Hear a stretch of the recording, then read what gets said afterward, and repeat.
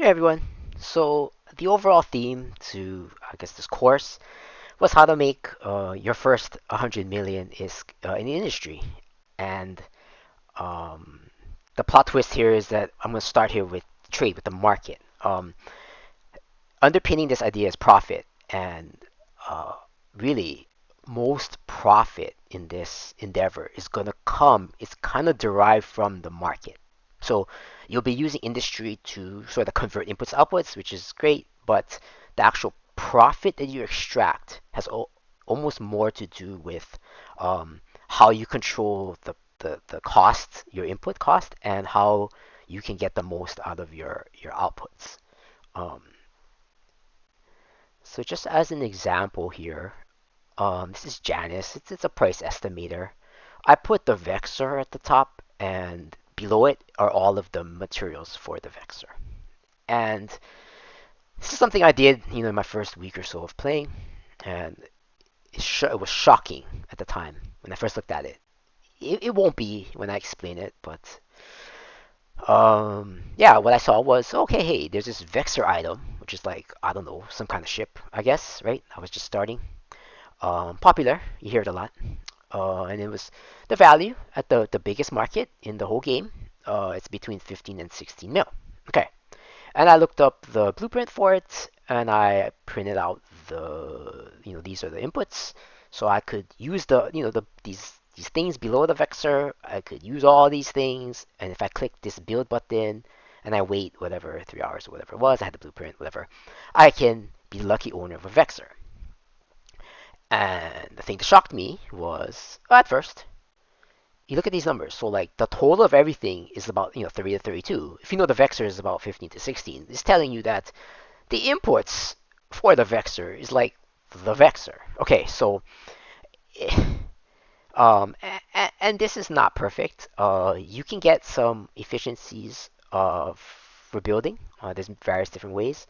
But on the flip side, you're paying taxes to sell this vector. So like the fact that the margin here is so close, it's kind of a I don't want to say red flag, but um, the common theme I think is that industry is really in New Eden. It's converting a pile of inputs into an output. In the real world, you know, there's value add in that step.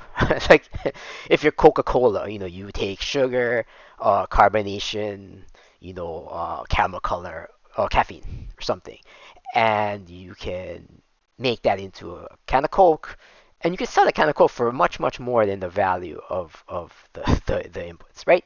Because you have branding, you have marketing, you have a secret recipe or whatever. Um, in New Eden, there's none of that, right? Anybody can kind of buy the blueprint. The access to the facilities to build is like pretty whatever available to any new player. So the the value add in the actual build, it's like shockingly low. It's shocking. So um, not to say that's not worth doing, but for the sake of this, you kind of got to think of it as like you're just converting a pile of inputs to outputs, and in and of itself, there's not a lot of intrinsic value add. It's not like you're not like Coca-Cola where you can actually your product is worth more than your materials. Your product is rarely worth significantly more than the materials at at the major trade hubs, the high volume trade hubs. So um the game is a little bit different. Extracting value out of industry, it's not because you're the only one that knows how to build a vector here. It's going to be a little bit different. And a lot of that comes down to how the market interacts because the market controls the cost of your inputs and essentially the value that you can extract at the output.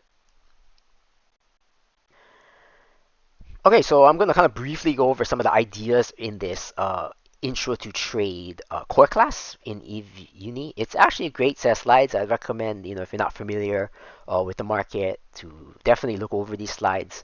And again, there's a lot of interplay between, if you're trying to make profit, from industry, there's a lot of interplay with the market. That's going to be your kind of, it drives kind of profit very in a very big way. Okay, so the market in the game it's region based. So you'll see sort of when you open this market tab, you'll see region market. You'll see what's in your region, and public trade. That in high sec space kind of revolves around these trade hubs.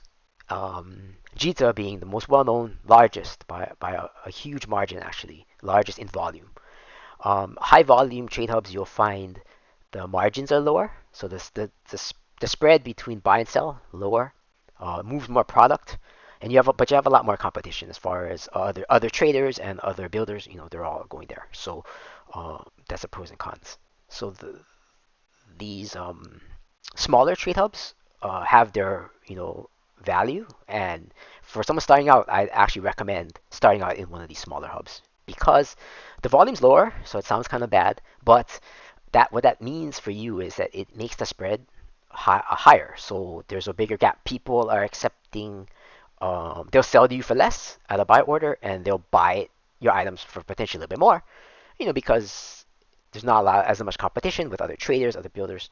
Um, so it ends up creating a larger spread, which actually is valuable for someone starting out who really doesn't care too much about volume anyway, because you don't have enough money, right, to actually move that much product. So um, in this example, I'm here in Dodixie, so I'm in the Galente trade hub, and I'm kind of following. I picked Vexer, that was in the slides for the trades thing. So the first thing you should do, I don't know if this is default, but it should be, is sorting by price. This one where the lowest price at the top. You want to know what the cheapest item currently can buy, right? The cheapest seller. And the reverse is true. You want to know who would pay the most currently for this item. And this is the spread. The spread between this 13 and this 15 is the market spread, and it's which how you would choose between if you wanted to do something instantly, like I want to instantly buy this Vexer because I want to fly right now. You're gonna be here buying from this person or whatever for 15 mil. Um, if you want to sell a Vexer right away, let's say you built it or whatever, I don't know. And you want to sell it right away, sell now would go right here, and you'd be selling this your Vexer or the Vexer to somebody for 13 mil. And um, this spread is very important for industry because again, a lot of the actual profit is hidden. It's in the market, meaning that you want to be buying your stuff down here. You want to be getting all your inputs, whatever they are. I mean, it's not going to be a ship, but whatever input you have, you're going to want to make buy orders to get these inputs. And conversely, when you sell, if you build a Vexer, you don't want to just dump it to some dude for 13 mil. You want to come up here and place your sell order. Um, that way you can try to get the most money that you can um, for your item.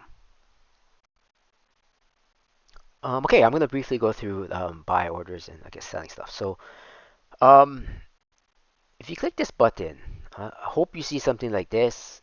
You might see something like simple. If you do, definitely click this advanced button.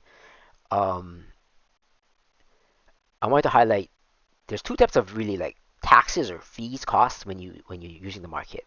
One of them is here. If I place a buy order, which means I want somebody to um, yeah, I don't like this button. Okay, so first thing I don't like about if you push that buy order button, it sets the default price to like a current. It's almost like I buy this thing instantly, which is almost never what you want, right? You want to be down here. So let me just show it the other way. So one way is you click this button, opens up that screen. But again, the default, I don't, it's terrible. I hate it. The other thing is like if you find a current order in system with you, in station with you, right click and say place by order here. It looks similar. It is similar, except I like it because it initializes the price uh, to this. Because you're competing with this person, really. If you're buying for like, oh, I want to place a buy order, right, and acquire my items for like less. Okay, so you here, you would set the duration, how long the order is living. It's kind of funny in this game, like um, you don't pay any more to have a longer duration. So you could make the argument that you can make everything, 3 months.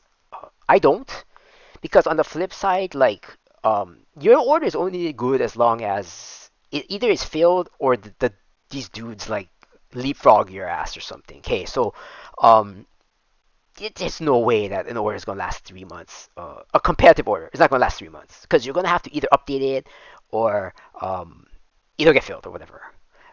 And it's kind of a very nuanced thing, but the way it sorts, the less time, if all things equal, the less time thing tends to be on top. Let me see, maybe it shows here.